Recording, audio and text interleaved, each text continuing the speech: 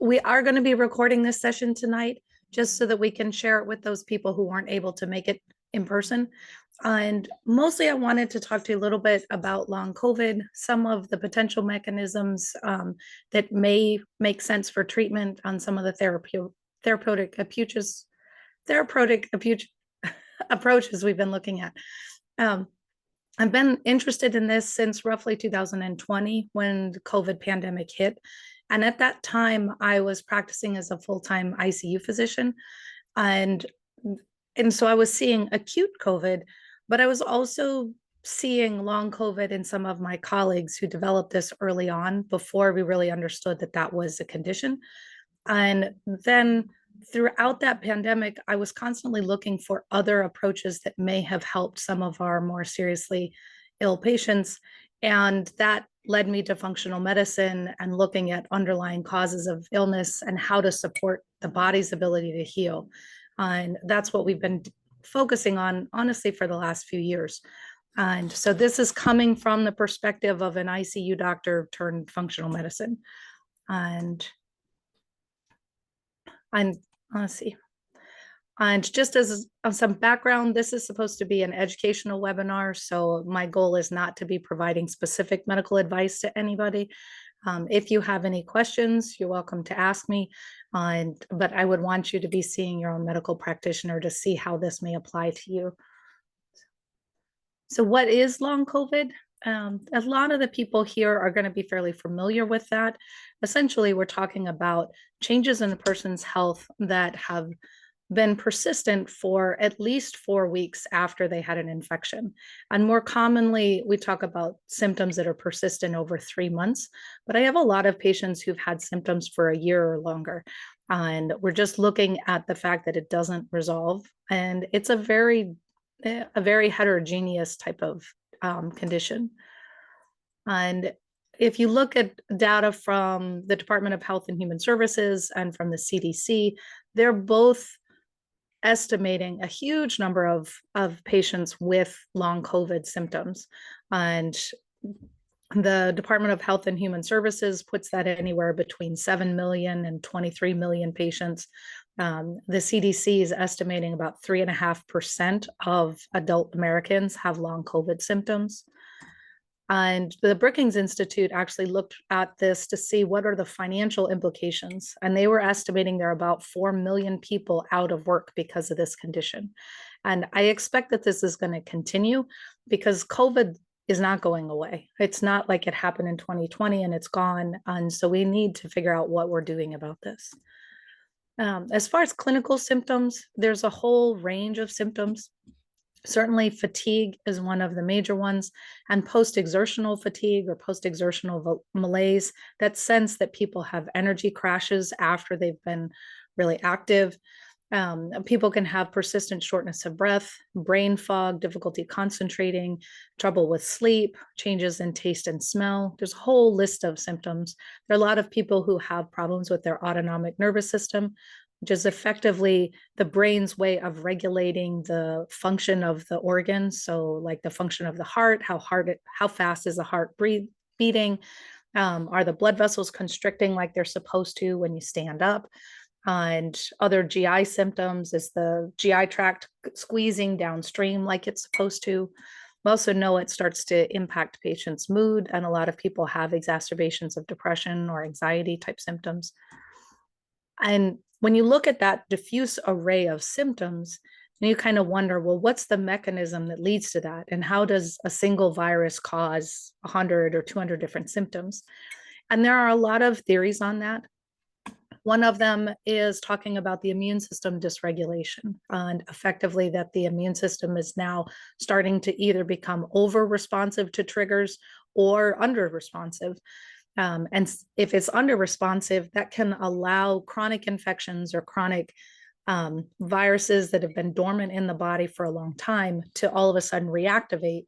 So maybe that patients are dealing with Epstein-Barr virus or reactivated Lyme disease or other symptoms that were in, or other conditions that were in their body before COVID, and COVID just sort of opened everything up. Then we know that it disrupts the bacterial populations in the GI tract. And the bacteria in your gut form their own ecological niche, and they help us digest our food. They also produce a huge amount of metabolites, and some of the metabolites from those bacteria are actually nutrients and vitamins that our body can't make on our own. And so we need a good, healthy, and balanced gut microbiome. And we see that that gets dysregulated in COVID and doesn't seem to go back to normal, even if you retest quite a while later.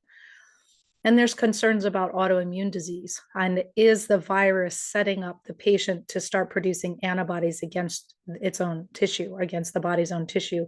And then what types of symptoms do we have because of that autoimmunity? We also see a lot of problems with endothelial inflammation. And the endothelium is the lining of the blood vessels. And this is particularly noticeable in patients who have microvascular disease. And so the microvascular disease is effectively at the capillary level.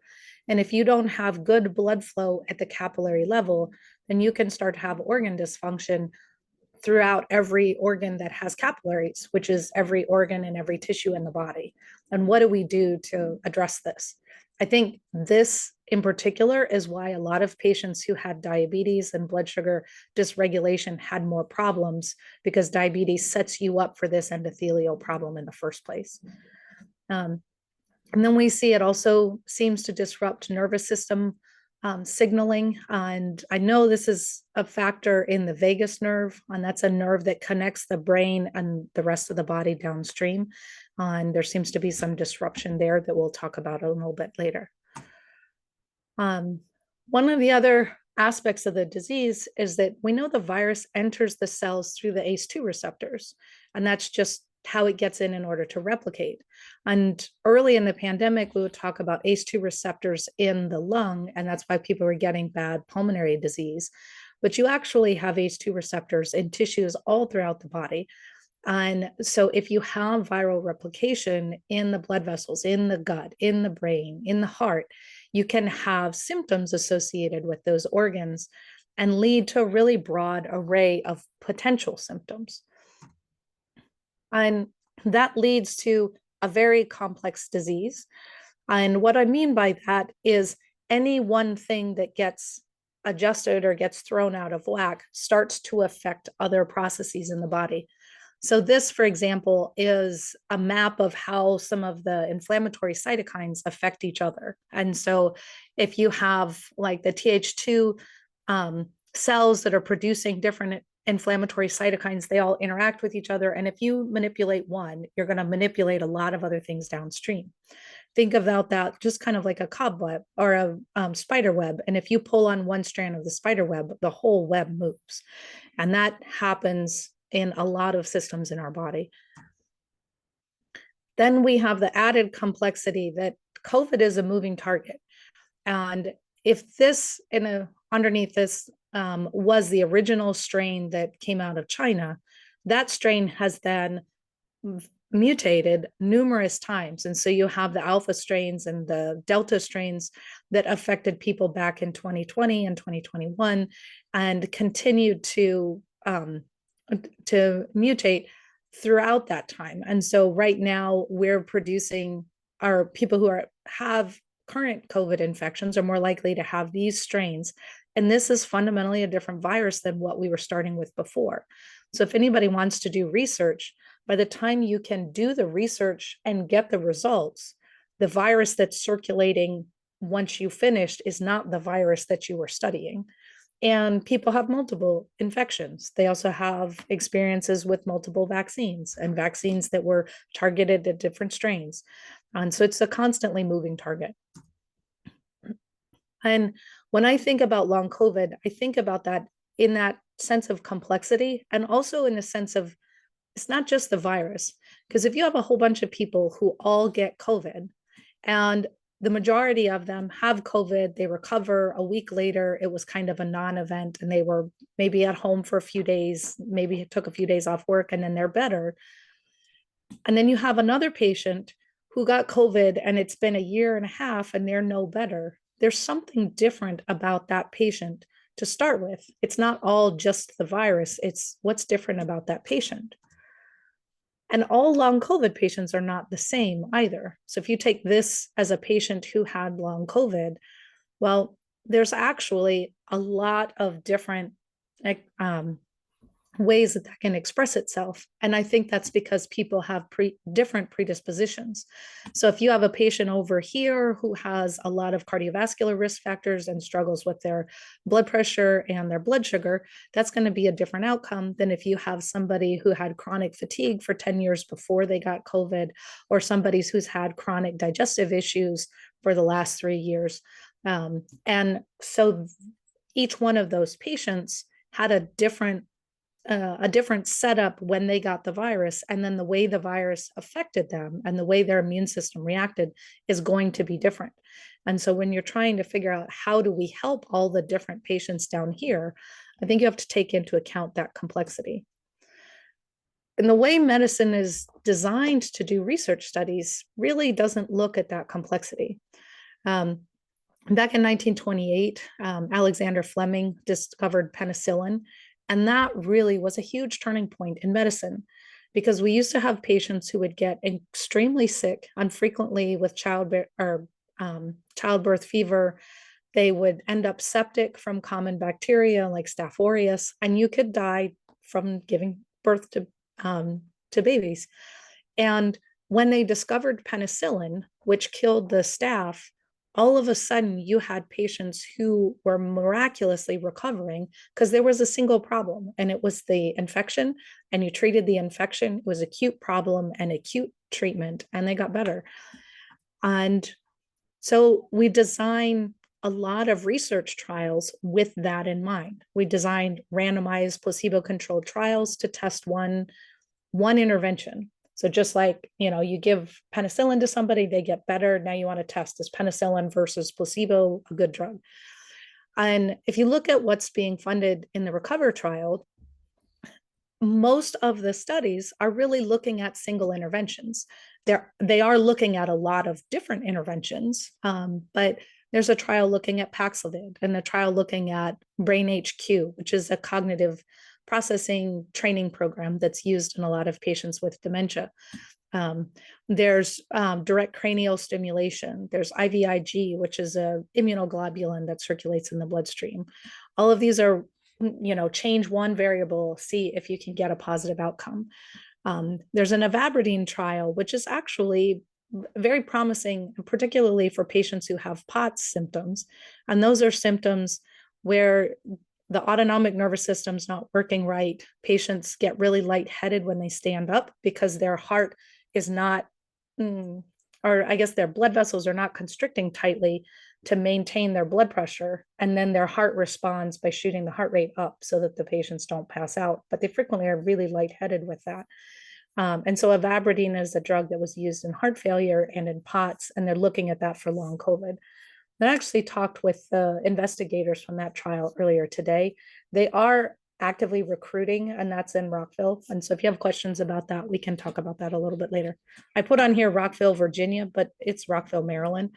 So sorry about that. So each one of these is a single intervention, and I think they're promising, and I like to understand what all of the results are coming back as we're getting them. But my sense is that we're going to need a multifaceted approach to address COVID. And I think it needs to include a lot of treatments for a lot of the different potential mechanisms. And some of the treatments that seem promising, I'll go through here. I won't have time to go into each one of these in depth because this would be like a 4-hour webinar if we did that. But we'll touch on some of them. And pacing is the concept that when patients don't have sufficient cellular energy, don't have enough mitochondrial function and ATP production, that if they push themselves too far, they basically are spending energy they don't have, and then they suffer a crash. And those are all the patients who have post-exertional malaise or post-exertional fatigue. And pacing is just the concept that you restrict what you're doing so that you don't push yourself over that limit and have that crash. That's an extremely frustrating process to have to roll out, because as patients report, like when they finally have a good day and they feel better and they want to take advantage of finally feeling better, and so they do more, a lot of times the next day they pay for it. But pacing discusses how to adapt your activity so that you don't push yourself beyond that. And then there are aspects where we can look at mitochondrial function, basically the chemical processes that generate cellular energy in the body. And there are some ways that we can evaluate that, and I'll talk about that. We talked about the vagus nerve, which is the nerve that connects the brain and a lot of the other organ systems in the body. And there are some people who refer to this as the mind-body connection, and there really is a physical structure that seems to carry a lot of signals along this. This nerve is activated by a lot of stress management strategies. So deep breathing and moving your diaphragm up and down stimulates the vagus nerve. So does humming and singing and chanting. And there are a lot of religious and spiritual traditions, and also different healing traditions that include breathing techniques and chanting techniques as a way of inducing kind of a calming relaxation response. And I think that's helpful. I think this addresses some of the autonomic dysfunction, which is just a part of the nervous system that controls that rest and digest and recover side of things. I've discovered with a lot of patients that nicotine patches have been very helpful. And I think nicotine patches actually function on the vagus nerve, because there's a nicotinic acetylcholine receptor, which is involved in that vagus nerve. And if you can get that nervous system working because the receptor's working better, then patients seem to improve. Other techniques like acupuncture or body work or other techniques that induce that relaxation response, I think would all fall under this category. And then there's a category of what to do about the immune system activation. And we know that a lot of patients with long COVID have abnormal cytokines. And cytokines are cellular messengers in the body that trigger the immune system to like wake up and come over here. They're like an alarm system.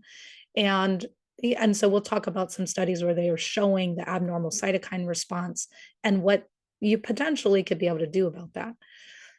Low dose naltrexone is a drug that's been repurposed and is used as an immunomodulator. And it's used in a lot of other conditions, including fibromyalgia and chronic pain, and then also autoimmune diseases, to try to rebalance the nervous system when things are out of whack. And that seems to have promise in long COVID. Then there are other strategies to address that inflammation of the blood vessels, or the endothelial inflammation. And we'll get into that in a little bit.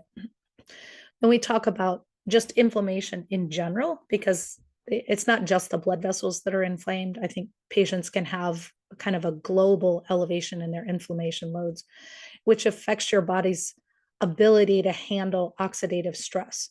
And so there are different dietary components that look at that. There are ways that you can look at the GI tract and the health of the gut and the health of the gut microbiome, because having a healthy gut and gut microbiome interacts with the nervous system and with the immune system. There are a lot of different directions you can go with supplements to try to interact with these in these processes. And then there's the abnormal histamine response. And because a lot of patients start to become more intolerant of foods or other chemical signals and seem to develop something like MCAS, which is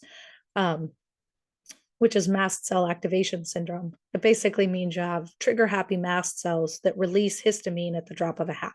And what do we do about all that excess histamine? We can talk about amino acids, which are the building blocks of proteins. And we know that patients have a change in their balance of amino acids in the bloodstream, and how does that impact neurotransmitters. There are different antiviral approaches, and then there's different objective testing that we can get. And here we use a lot of functional testing, which looks at things like the gut microbiome, but also the mitochondria, and I'll show you some examples of that later. So first, if we talk a little about cellular energy, the energy in the cells is produced by the mitochondria. And the mitochondria they're these little kidney bean shaped organelles in every cell in your body. And so for your heart to work well, for your brain to work well, for you to have any energy in your muscles, for the liver to function and be able to clear toxins, you need to have functioning mitochondria. And when people have a lot of oxidative stress, which happens in an acute COVID infection, among other things, you can damage the cell membranes to the mitochondria. And now the mitochondria are not as efficient at producing energy. If you have that, that can lead to things like chronic fatigue or the post-exertional malaise. It can potentially lead to brain fog because you need a lot of energy for your brain to be functioning all the way. And there are people with long COVID who report being exhausted just by watching a Zoom video. Like even if they're not up or walking or doing anything physical, they're just sitting at their computer trying to pay attention to something. That can be cognitively exhausting. I think that's because it is a huge energy demand on the body. And so there are different ways that we can look at testing that and looking at the micronutrients involved. When I think about energy production, I think about this cycle. And this goes back to biochemistry. And basically, in order to have energy in the body, which is down here, you need to be able to have fats and carbohydrates and proteins. And the first step is you have to digest those and digest them or break them down and absorb them in order to be able to use them for energy. And so this is a lot of gut health issues and digestion and absorption. But then say you can break down your fats from fats to fatty acids. In order to get those fatty acids across the cell membrane into the cell and in the mitochondria where you can burn them in this cycle, you need a shuttle protein called carnitine. And the carnitine grabs a fatty acid, pulls it across the cell membrane, dumps it off, goes and gets another one and dumps it off. And if you don't have sufficient carnitine, you're going to have a lot of difficulty burning fats for fuel or for energy. In the same way, when you're using carbohydrates, there's an enzyme right here called pyruvate dehydrogenase.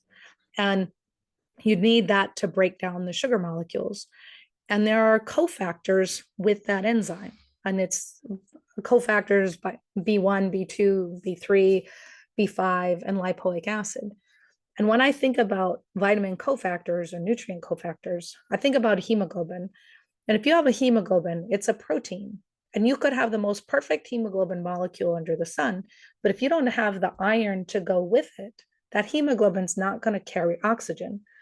And so you don't have to have a genetic problem with your hemoglobin, but just the lack of iron can cause issues. And in the same way, all of the enzymes in these chemical reactions have nutrient cofactors. And a lot of them are B vitamins, magnesium is important, iron is important, manganese. And so if you are missing some of those, then this system doesn't work well. And you can measure the citric acid cycle, which is just this cycle that I think of kind of like the traffic on the Beltway. If you're trying to get around 495 and there's an accident someplace, you know, because you see the backup of cars piling up behind that accident because it couldn't get through that step. And in the same way, if you can't get if the enzyme that converts Cytokine or isocitrate to alpha ketoglutarate, if that enzyme's not working, you're going to see a backup of isocitrate. And you can measure those things in the urine. And if they're building up because they can't get through these steps, basically they spill over into the bloodstream and the kidneys filter them out and they show up in the urine. And so if you look at this is citrate, cisaconate, isocitrate, and you can measure these. There's citrate, cisaconate, isocitrate on the other side. I hope you can see my mouse. And doing specific testing on these types of steps within the metabolism gives us more information to say, is there a problem here? Is there something we can do about it? And generally the treatments are pretty benign. It's nutrient supplements that I think are very safe for patients. Then we can look at the disruption in the gut microbiome. And those are the bacterial populations that are supposed to be in your GI tract. And we know in long COVID patients, they have an alteration in the populations of bacteria in their GI tract. And I won't go into all the details behind this, but essentially you want large populations of bacteria that help convert fiber from your diet into short chain fatty acids, because those short chain fatty acids are the primary fuel source for the lining cells of your GI tract. And there's a lot of other things that happen within the GI tract, but you want this well balanced. And if it's not balanced, we know that alterations in that gut microbiome can interact with the gut brain axis and lead to psychiatric problems, neurodegenerative diseases. It can interact with heart disease and is associated with heart failure and atherosclerotic disease. It has interactions with the skin, and a lot of people have inflammatory conditions in the skin. Certainly, eczema is very common, and frequently, eczema is an issue with the GI tract. We know that it interacts with the metabolism and obesity and diabetes, and also with the lungs. And for as crazy as this sounds, if you look at the population of bacteria in the gut, and say you take the bacteria from fat mice, and this is just taking the stool from fat mice, and you give it to a skinny mouse, you're essentially transplanting the bacteria from a fat mouse to a skinny mouse. And you can make the skinny mouse fat just with that bacteria. The same thing happens with depression. If you take bacteria from a depressed mouse, transfer it to a regular mouse, they can start to act depressed. I'm not sure how you measure depression in a mouse. And that one might have been a rat study. But you can see that there are alterations in very diverse systems in the body from the GI tract. That's something else that we can look at in functional medicine. And there are a number of functional stool tests or advanced stool tests. This one in particular is primarily a PCR test, and it tests about 50 some different organisms, some of which are pathogens, some of which are normal bacteria we expect to find.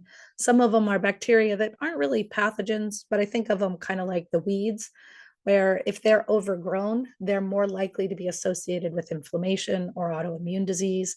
And so we can look and see if those things are imbalanced and then try to address them if they are. That same kind of testing also looks at markers of inflammation in the gut and intestinal permeability, which is also discussed as leaky gut. There are markers of digestion. This is looking at steatocrit, which is basically fat in your stool. And it tells us, are you absorbing the fat in your stool like you're supposed to? Elastase is looking at whether you have sufficient pancreatic enzyme function to break down your nutrients and absorb them. And so this gives us a lot of concrete information to be able to say, this is a problem for this patient, and to personalize the recommendations we would have for them. We also talk about diet, because you can do all kinds of advanced testing and take supplements and, try different treatments. But if a patient's diet is fundamentally limited, and they don't have, or they have a diet that's triggering more inflammatory conditions, or they don't have the nutrients they need, they don't have the healthy fats they need, then that's another layer of treatment that we need to address. And if you're doing a single trial on a single agent, I really think you need to incorporate a lot more interventions. That also means this isn't easy, especially when patients have something like long COVID or other chronic illnesses, and they feel crappy and they don't have any energy. And then you come and say, well, my solution is for you to just completely overhaul your diet, and I want you to spend an hour a day cooking this like beautiful meal. And people kind of roll their eyes and are like, there's no way I can implement that. So figuring out what's the best workaround, I think, is another practical side of this. We talked a little bit about the vagus nerve before, and I just wanted to show you a picture. This is effectively the vagus nerve that goes from the brain. It travels down the carotids right here, and then along the neck, it goes down towards the esophagus and into the stomach. It helps to regulate the contraction of the stomach, and indirectly, it connects with the spleen, which ties into the immune system function. It also goes to the GI tract, and a lot of patients who have GI issues have essentially an alteration in their vagal nerve function. And think about this as the balance between the fight or flight system and the rest and digest system. And this is the fight or flight system, or I'm sorry, this is the rest and digest system. But a lot of patients with chronic illness, whether it's long COVID or fibromyalgia or chronic pain, a whole slew of conditions, essentially shift the patient so they're constantly in this hypervigilant state. And their body's always sort of on alert, waiting for something to happen.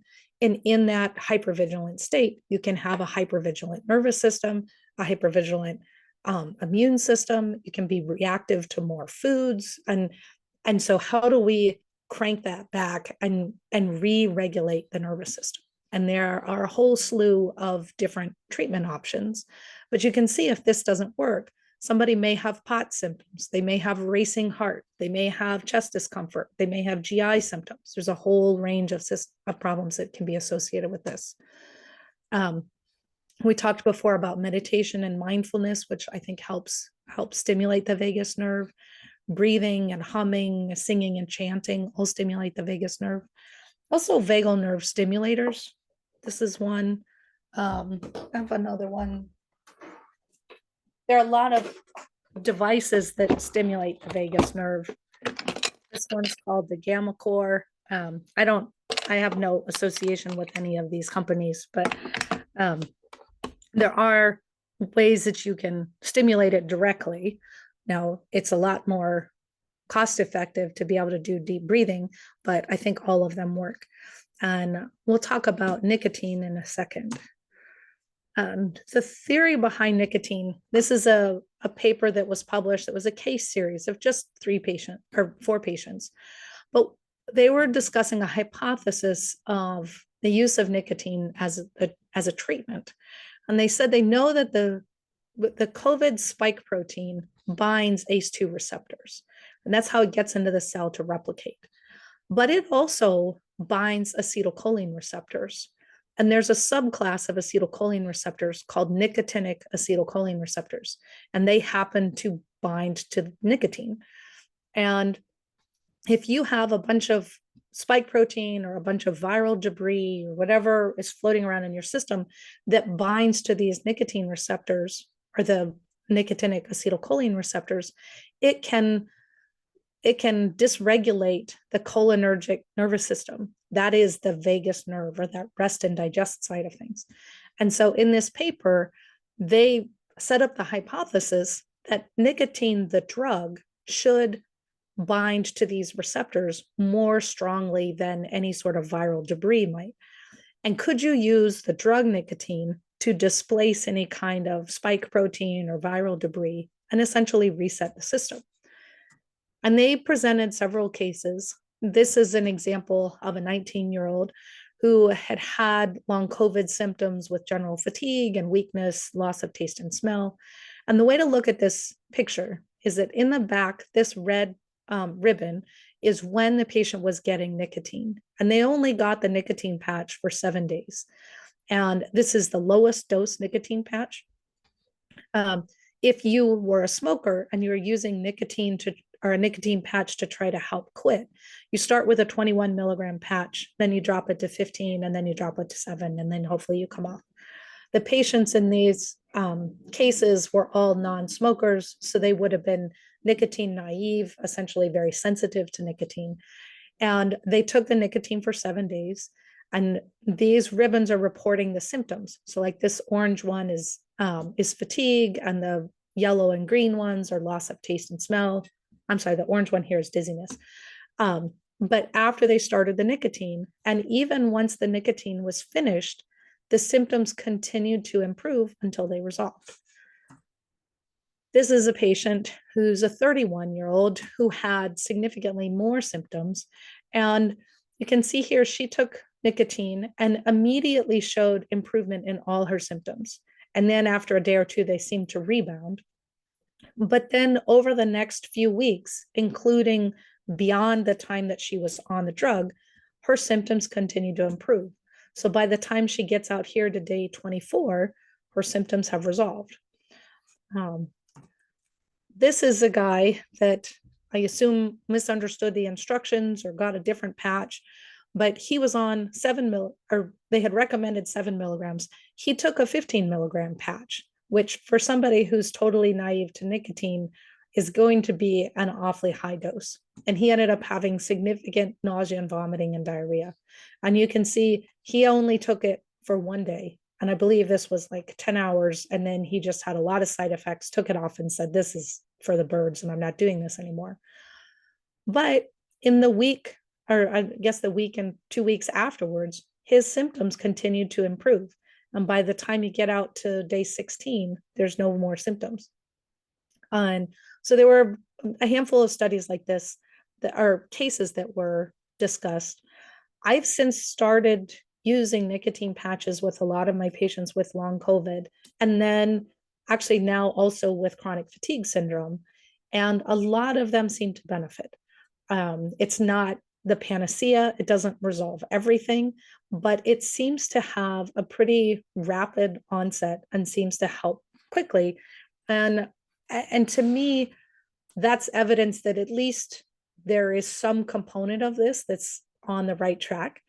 I'm not aware of anyone doing any kind of placebo-controlled trials on nicotine. And I actually was looking for that on clinicaltrials.gov over the weekend, and I still haven't seen anything. So I'm trying to gather enough information to spike some interest in people who are in the academic field and may be able to study this in more detail.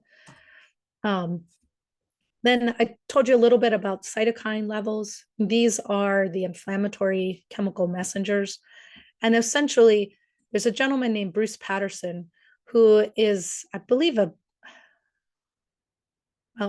he was a virologist initially, but he was doing really advanced cytokine panels on patients with long COVID who had persistent symptoms versus patients who had recovered.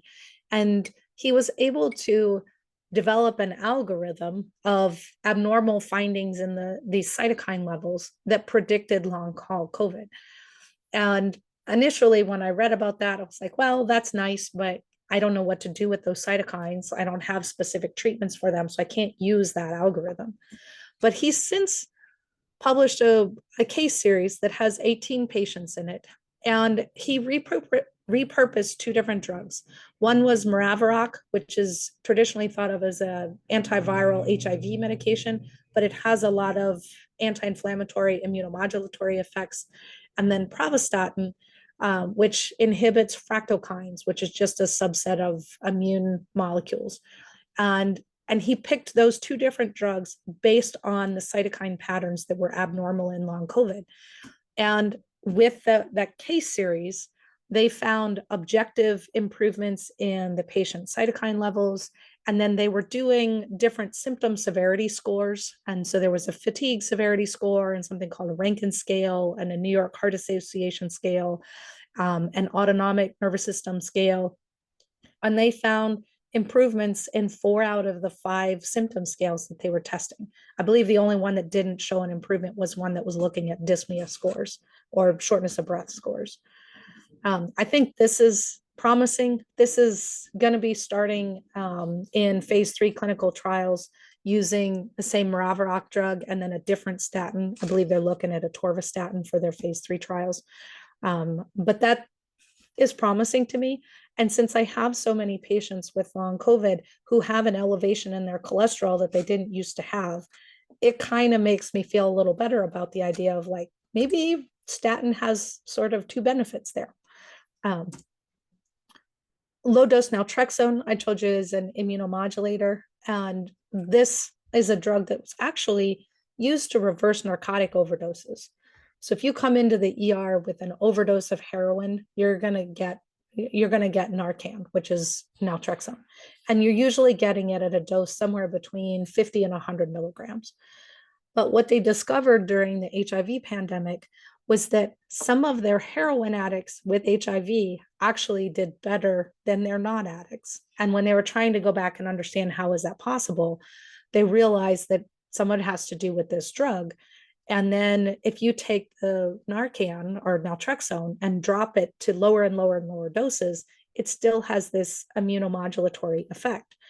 And so this has been used in a lot of autoimmune diseases. It's used in ulcerative colitis and Crohn's disease. There's some trials with fibromyalgia and multiple sclerosis.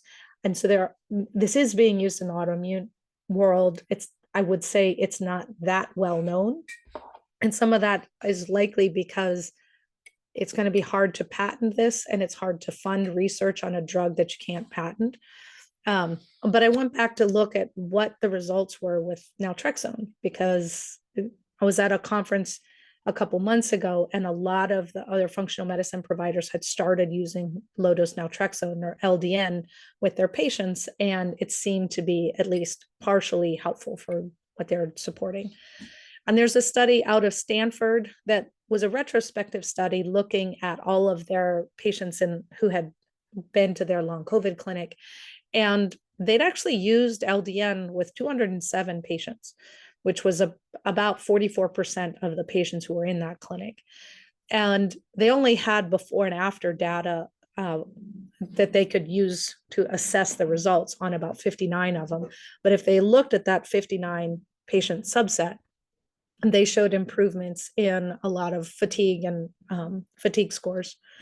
There's another study from Nancy Klimas's group. She's a really active researcher in Florida who's been studying ME/CFS, or chronic fatigue syndrome, I believe, for decades. And she's had pretty good results in the chronic fatigue world, and also looking at Gulf War syndrome, which is effectively a syndrome of like excessive toxic exposure. And she started using or recording the results of use of LDN in her patients, and was showing improvements in fatigue and pain. And there's another study that looked at LDN and NAD, which is a substance used or discussed a lot in longevity circles about improvements in long-term health, but it interacts with the electron transport chain and helps with energy production in general. And they're using that combination, and they were also showing improvements in symptoms. And in their study, it seemed like about half of the patients were responders, half were not. That's sort of in line with the number of patients that tend to respond to low-dose naltrexone when it's used in ulcerative colitis and Crohn's. So I think this is promising. There is a randomized controlled trial that's in the works out of British Columbia. That's not out yet, but that will be coming. So a lot of stuff that I think is interesting. It's not here yet. Then we can look at other physiologic markers that I think we can evaluate now and intervene on. And some of that includes looking at amino acids. And these are the building blocks of proteins. So think about them kind of like the letters of the alphabet. You need all the building blocks to make any kind of protein. But tryptophan is an amino acid. And tryptophan is also the precursor for serotonin and melatonin. And serotonin is one of the neurotransmitters that's very associated with depression and anxiety. Melatonin is associated with sleep. And if you don't have sufficient tryptophan, then you're going to have trouble with your mood and with sleep regulation. And in patients who have a lot of inflammation, those inflammatory cytokines activate this enzyme right here, the IDO enzyme, which diverts tryptophan down an alternative pathway towards an inflammatory pathway. And you can see how that can start to interact with your neurotransmitters. And you can check for serum levels of tryptophan and other amino acids. And if they're abnormal or if they're low, then that's something that we would look at replacing. And then we also look at saying, why are they low? Are they low because you don't have this sufficient acid in the stomach to digest the protein? Is it because you aren't eating enough protein? Are you eating tons and tons of protein, but you're not able to absorb it? Like what's going on? And so we go back to those as kind of foundational assessments. There are other amino acids you can look at. Tyrosine is another amino acid, and it's really important in dopamine responses, which is your body's reward system. That's also important in adrenaline because it's a precursor for adrenaline. You can also look at endothelial dysfunction, and that's the lining of the blood vessels. And there's an inner lining there that's called the glycocalyx. And I think about that kind of like almost like a Teflon coating on the inside of the blood vessels to make them slick so that the blood vessels or the blood cells slide by quickly. And that lining can break down very easily. And this is just an example of an eroded endothelial glycocalyx. And that's this little fuzzy carpet layer on the bottom of these capillaries. If this gets eroded, then you could see how you're going to be more prone to inflammation of the lining of the blood vessels. And the things we know that disrupt this lining are things like elevated blood sugar and elevated blood pressure, increases in oxidative stress. And in COVID, we know that patients who had high blood sugar or diabetes or syndrome X, that type of thing, metabolic syndrome, were much more prone to severe outcomes. And I think some of that is this microvascular damage. So there are a lot of treatments to try to support the microvascular system.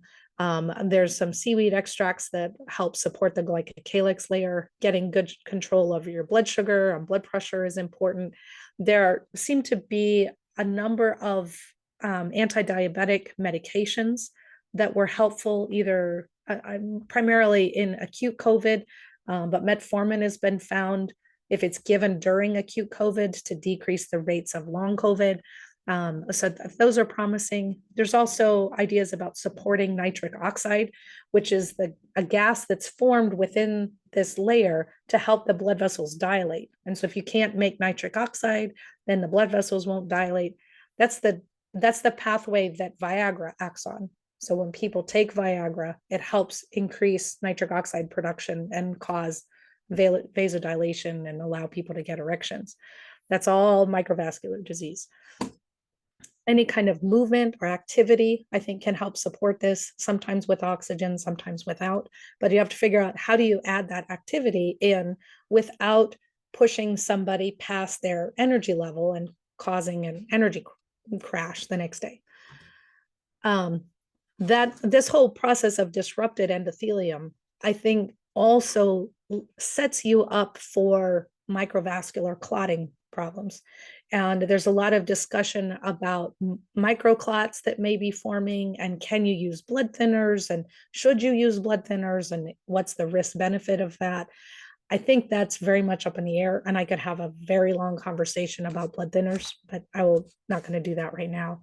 But I think this just shows you how clotting is associated with the healthy layer of the blood vessels, and what do we need to do to support that. So if you think about what an integrative medicine approach could look like, this is one example. And this was a trial that I participated in about a year ago. This was put together by Ovation Labs, and they were looking at an integrative approach to long COVID. And they came at it with the assumption that you have to address several different factors that are all contributing to long COVID. So they were talking about that ACE2 damage that we mentioned, the tissue damage, chronic inflammation, viral persistence, the idea that you never cleared the virus fully in the first place, mitochondrial dysfunction, and a gut microbiome disruption. And their protocol included an anti-inflammatory diet, and they were using the Whole30 diet. It used a lot of different supplements, and these were specialized supplements that address the endothelial inflammation, that had some antiviral activity, that addressed the gut microbiome, that gave you back some of the micronutrients for mitochondria, and had some anti-inflammatory support products. It also had a whole bunch of kind of core nutrients, like making sure everybody had good vitamin D levels, and that they had fish oil, because you need fish oil in order to make the messengers that help shut down inflammation. And so if you have deficient omega-3s, that can be a problem. CoQ10 and magnesium and quercetin.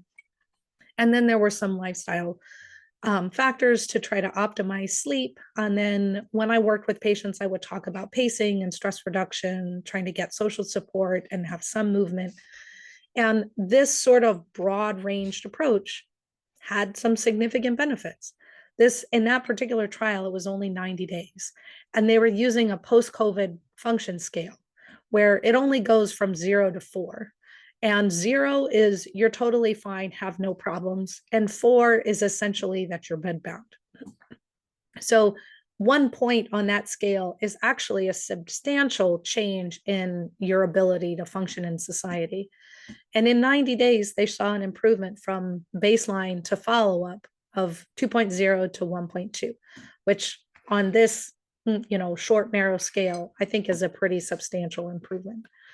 This was a year ago. And since then, I have a lot of other things I want to add in. And I also recognize that we were using a ton of supplements, which is really expensive and not really an option for all my patients. Um, so I don't do exactly this anymore, but I do different versions of this. So where to start for patients with long COVID? I think part of this starts with just a very detailed health history to be able to understand what was going on with the patient before they got COVID. So you can try and see what the precursors are that may have contributed to their conditions. And then we look at, other infections like life exposures, any kind of exposures to toxins, what their diet looks like, to try to individualize treatment. Because my expectation is that there's not going to be a single cause, and that whatever causes there are going to vary from one patient to the next to the next. And you may have one patient who has one set of 7 different factors that are contributing to their condition, and another patient who has 6 different things, and maybe they overlap on 2, but the treatments need to take all of that variation into account. I think that's going to take time, and I think it will take a long time to recover, but I think we can move people forward. So far, nicotine patches have been one of the things to move the needle the most rapidly. And if I don't want to have people just starting that willy-nilly, because nicotine is a stimulant. It also, in higher doses, can cause heart arrhythmias and things. So this is something to discuss with your provider, but it's promising. And some of these functional tests that allow us to get or to understand what's going on with an individual's metabolism, I think add a lot to this. So that's my strategy. My goal is really to be able to support the body's ability to heal itself. I want to kind of remove whatever roadblocks there are so that patients can start to recover. But fundamentally, the body's going to be smarter than any physician or any treatment protocol. And so if we can just get it close enough that then your natural healing mechanisms kick in, that's my goal. And I make this analogy partly because my training was in general surgery. And if you go to the ER because you had a laceration and you've got a big gash in your arm and they suture it up, that did not heal the wound. All those sutures did was provide enough support to keep that wound closed long enough to try to prevent infection and to allow the body to create the tissue to knit those tissues back together and heal that wound. And then when you come back and have your stitches removed a few weeks later, you no longer need that support because the wound's better. And in my mind, that's the same thing that I think about for functional medicine. My goal is to provide patients enough support that then their body can heal on its own. And for long COVID, I think we just have to figure out what are those supports and what are the right supports for each patient. And it's going to vary. So that's everything for tonight. We're going to stop the recording right now, and then we'll take questions and go from there. So